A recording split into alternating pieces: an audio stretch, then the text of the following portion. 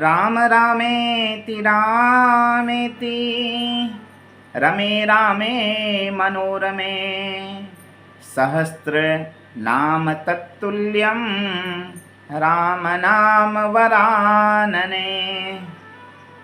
जय श्री राम मित्रों, आप सबका स्वागत है अपने इस YouTube चैनल पर।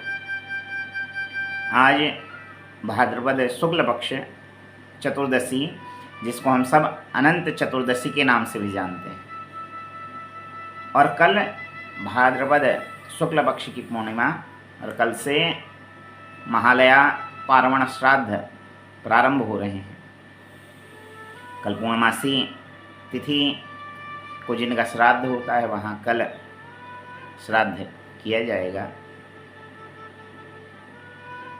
और परसों प्रतिपदा अर्थात पहला श्राद्ध। तो पूर्णमासी से लेकर अमावस्या तक तिथि जो हैं, इनको ही हम 16 श्राद्ध कहते हैं। भाद्रपद शुक्ल पक्ष पूर्णिमा से लेकर आश्विन कृष्ण पक्ष अमावस्या तक 16 श्राद्धों की संज्ञा इनको दी गई है। तो अर्थात कल से ही 16 श्राद्ध प्रारंभ हो रहे हैं। श्राद्धों में अपने पितरों के निमित्त श्रद्धापूर्वक जो भी चीज़ें व्यक्ति दान करें, वह पितरों को सार रूप में प्राप्त होती है। शास्त्र में ऐसा वर्णन आता है। तो जिस की भी जो तिथि हो, पूर्णिमा, प्रतिपदा, द्वितीया, तृतीया, चतुर्थी आदि, उन तिथियों को वह अपने पितरों के निमित्त श्राद्ध आदि कर्म करें। इन श्राद्धों को षड्दैवत्य महालया पार्वण श्राद्ध कहा जाता है। इन श्राद्धों में 3 पातली, 3 ब्राह्मण, 6 पिंड, 2 बलि, 1 बिकर, इस प्रकार श्राद्ध किया जाता है। तो कल से श्राद्ध पक्ष प्रारंभ हो रहा है। श्रद्धापूर्वक अपने पितरों के निमित्त श्राद्ध आदि कर्म करें। यदि संभव हो तो नित्य तर्पण जो कर सकते हैं, इन 16 दिनों में नित्य तर्पण आदि कर्म भी करें, क्योंकि तर्पण का विशेष महत्व बतलाया गया है। पितरों को श्रद्धापूर्वक दिया गया जल, यदि आप कुछ नहीं भी जानते हैं, केवल अपसव्येन अर्थात जिन्हें उल्टा करके हाथ में कुछ तिल जल लेकर अपने गोत्र का नाम लेकर अपने पितरों के निमित्त जल दीजिए, तो पितर उस जल को ग्रहण करते हैं।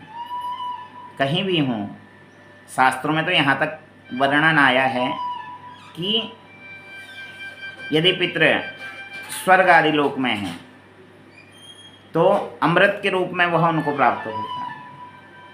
यदि ज्ञाता ज्ञात पापों के कारण नरक आदि में भी हैं तो वहाँ सुरा के रूप में उनको प्राप्त होता है। और यदि इन भूमंडल पे 84 लाख योनियों में किसी भी योनि पर वो हैं, वह जल उनको सार रूप में प्राप्त होता है। तो श्रद्धापूर्वक श्रद्धाम दीयते इति श्राद्ध, श्राद्ध के लिए कहा गया कि श्रद्धापूर्वक आप जो दान करें वही श्राद्ध है। अपने पितरों के निमित्त श्रद्धा से पितरों को याद करने का नाम ही श्राद्ध है। तो कल से यह श्राद्ध प्रारंभ हो रहे हैं।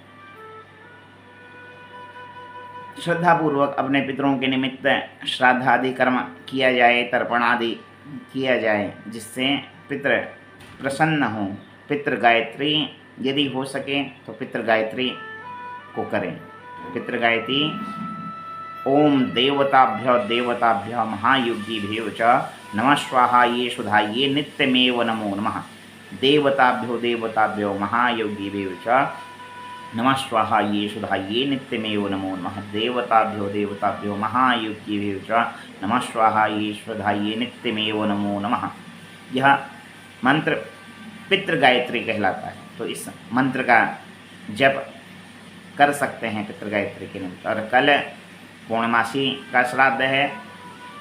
जैसे जैसा मैंने पूर्व की वीडियो में बताया कि कल ग्रहण भी लग रहा है, चंद्र ग्रहण है, तो 12:57 से पूर्व ही श्राद्ध आदि कर्म हो जाएंगे, उससे पूर्व ही भोजन आदि ग्रहण कर लीजिएगा। तो आप सभी को यह जो पितृ पक्ष प्रारंभ हो रहा है, वह पितृपक्ष आपके जीवन में सब प्रकार के आनंद को लेकर आए, पितृ आपके प्रसन्न हो, जिस भी लोक में वह हैं वहाँ आनंद पूर्वक वह निवास करें, सब सुख आदि उनको वैभव प्राप्त हो। आपको पितरों के आशीर्वाद से सब प्रकार के वैभव आप सबको भी प्राप्त हो। इसी मंगल कामना के साथ पुनः किसी नई वीडियो को लेकर, कोई नई चर्चा को लेकर आप सबके सम्मुख उपस्थित होऊंगा।